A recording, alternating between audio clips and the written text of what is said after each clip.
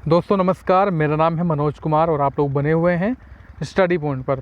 तो आज की वीडियो में हम लोग बहुत अच्छा टॉपिक पढ़ने वाले हैं। काफ़ी इंपॉर्टेंट टॉपिक है और हर एग्ज़ाम में अगर आप लोग टेट एग्ज़ाम की तैयारी कर रहे हैं तो आपका जीन प्याजे तो 100% पूछा ही जाता है। तो अगर हम लोगों को इसकी थ्योरी पता होगी तो हम लोग क्वेश्चन आसानी से कर सकते हैं। ठीक है, तो डिटेल में हम लोग चीज़ों को समझेंगे। उससे पहले आप लोगों के लिए ज़रूरी इन्फॉर्मेशन, अगर दोस्तों आप लोग भी KVS की तैयारी करना चाह रहे हैं या आप लोग KVS PRT PGT TGT की तैयारी करना चाहते हैं तो आप लोग अनअकैडमी ज्वाइन कर सकते हैं। और अनअकैडमी पर जो है क्रैक KVS PRT 2021 एक कंप्लीट बैच कोर्स स्टार्ट हो चुका है, जो कि आपका 25 अप्रैल से स्टार्ट हुआ है। ठीक है, तो आप लोग इस कोर्स को ज्वाइन कर लीजिएगा। इसका लिंक मैंने आपको डिस्क्रिप्शन बॉक्स में दे दिया है। कैसे ज्वाइन करना है दोस्तों, आप लोग मेरा रेफरल कोड यूज कर सकते हैं स्टडी पॉइंट 144। अगर आप लोग ये रेफरल कोड यूज करेंगे तो आपको पूरा 10% का लेस मिलेगा फ़ीस पर। और अनअकैडमी ने आपके 25% जो है लेस कर दिया है टैट कैटेगरी में। तो न्यू प्राइस की लिस्ट ये है और इस पर भी आपको पूरे 10% का लेस मिलेगा अगर मेरा रेफरल कोड यूज करेंगे आप लोग स्टडी पॉइंट 144। तो गाइज इसका लिंक आपको कहाँ पर मिलेगा, इसका लिंक मिलेगा आपको डिस्क्रिप्शन बॉक्स में, देख लीजिएगा। इसमें मैं आपको पूरी कंप्लीट हिंदी की तैयारी कराऊंगा और बाकी टीचर भी आप लोगों को अलग अलग सब्जेक्ट पढ़ाने वाले हैं, तो एनरोल करना ना भूलें। चलिए हम लोग चलते हैं टॉपिक पर अपने। जैसा कि दोस्तों हम लोग जीन प्याजे की बात कर रहे थे, तो इनका जन्म जो हुआ था वो हुआ था 1896 ईस्वी में। ठीक है, और मृत्यु की बात करेंगे 1980 में। तो मृत्यु और जन्म तो ज़्यादा पूछता नहीं है, लेकिन आप लोगों से जो ज़्यादा इंपॉर्टेंट पूछता है वो पूछता है कि भैया ये कहाँ के रहने वाले थे। तो ये स्विट्ज़रलैंड के रहने वाले थे। ठीक है, तो ये जो है मूल रूप से एक प्राणी विज्ञान के विद्वान थे। उनके कार्यों ने उन्हें एक मनोवैज्ञानिक रूप में प्रसिद्धि दिलवाई थी। ये पहले जो थे वो जंतु विज्ञान बने थे और बाद में जो है मनोवैज्ञानिक बन गए। अब दोस्तों प्याजे की बात करेंगे तो प्याजे ने बुद्धि के विषय में अपना तर्क दिया है कि बुद्धि जो होती है जन्मजात नहीं होती। तो 1 नंबर का क्वेश्चन आप लोग यहाँ से 100% श्योर कर लीजिएगा। ठीक है, इन्होंने इस पूर्व में प्रचलित कारक का द्विबुद्धि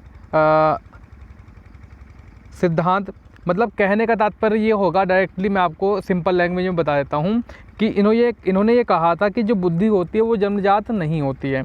ठीक है, और इन्होंने ये भी कहा था कि जैसे जैसे व्यक्ति बढ़ता रहता है वैसे वैसे जैसे इनकी आयु बढ़ती रहती है व्यक्ति की, तो उसका जो विकास है वो होता रहता है।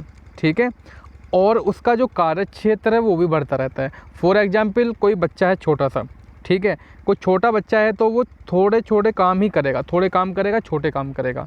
और जैसे जैसे वो बड़ा होता जाएगा उसका मानसिक विकास भी बढ़ता रहेगा, है ना, उसकी बुद्धि भी बढ़ती रहेगी और उसका कार्य क्षेत्र है वो भी बढ़ता रहेगा, उसका भाषा विकास भी होता रहेगा। ठीक है, तो ये जो है मेन इंपॉर्टेंट चीज़ें कही थी।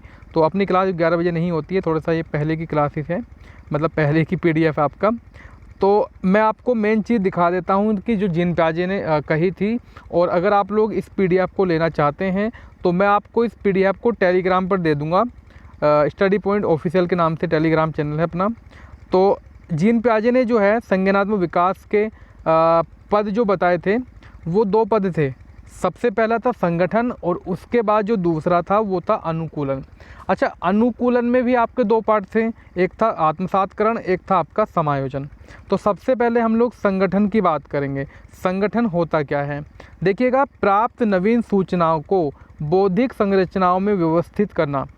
और बच्चा चीज़ों को प्रत्यक्षीकरण से देखकर सीखता है। जैसे कि बालक जो है ना अपनी चीज़ों को आँख से देखेगा, है ना, और कान नाक से, कान नाक का यूज क्या भाई, कान से सुनेगा, नाक से सूंघेगा। ठीक है, तो इससे क्या होता है उसकी बुद्धि के मध्य में मतलब चीज़ें आ जाती हैं। ठीक है, और बौद्धिक के माध्यम से उसे स्थायी बना लेता है। तो ये हो गया संगठन। ठीक है, मतलब आँख से देखेगा, नाक से सूंघेगा, कान से सुनेगा।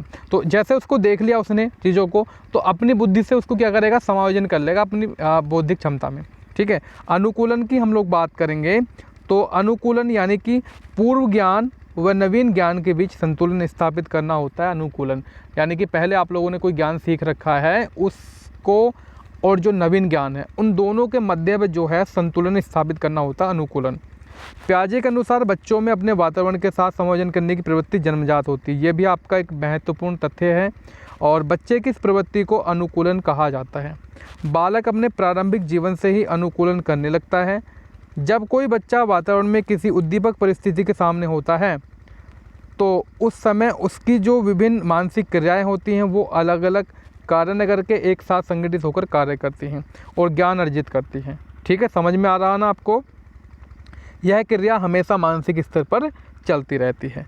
वातावरण के साथ मनुष्य का जो संबंध होता है उस संबंध को हम लोग संगठन आंतरिक रूप से प्रभावित करता है, जबकि अनुकूलन जो है हम लोग को बाहरी रूप से प्रभावित करता है। चलिए दोस्तों, इसके अंतर्गत जो दो चीज़ थी, एक था आत्मसातकरण और एक था आपका समायोजन।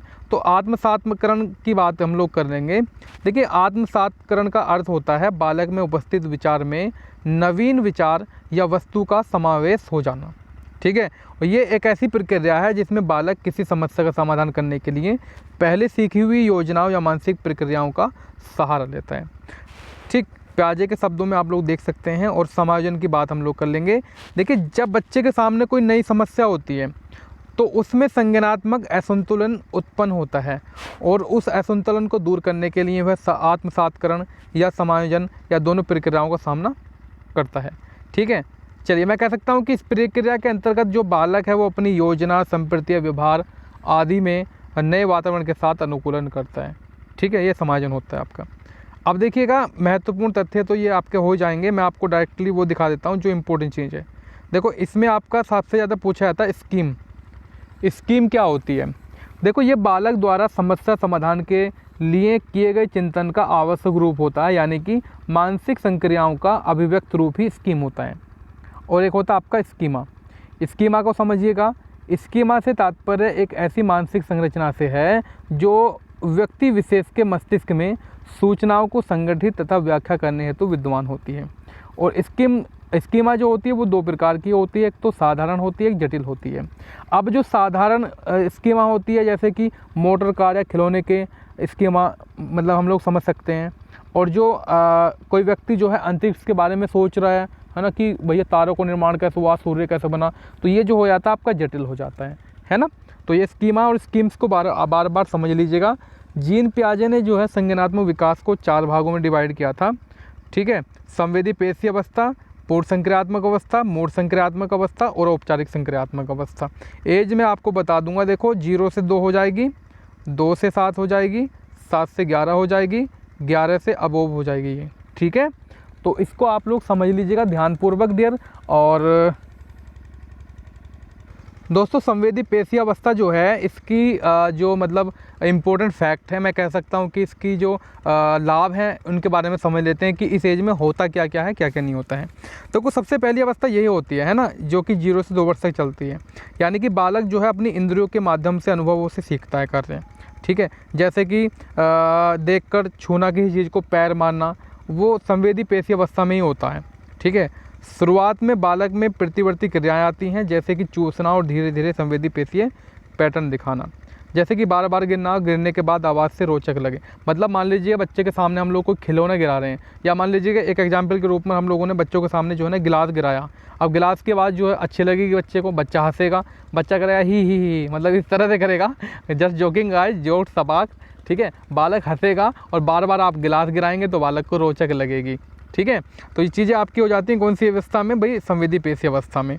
ठीक है, और उसकी बुद्धि का कैसे पता लगता है भैया? मान लीजिए कोई चादर है ये वाली और यहाँ पर रखा खिलौना, बच्चा बैठा है यहाँ पर, तो बच्चा क्या करेगा? वो डायरेक्टली इसको ठाने नहीं जाएगा, यहाँ पर इस चादर को खींच लेगा। अब इस चादर को खींचेगा तो समझ लो इसकी बुद्धि काम कर रही है कि भाई हाँ, ज़्यादा दूर जाने की आवश्यकता नहीं, यहीं से चीज़ों को पकड़ सकते हैं। ठीक है, चलिए, आँख, कान, नाक के माध्यम से बालक सोचता है। ठीक, चलिए दोस्तों, आज की वीडियो मैं इतने ही रखूँगा और अगर आपको इसका दूसरा पार्ट चाहिएगा तो कमेंट सेक्शन में बता दीजिएगा। Thank you so much, bye bye.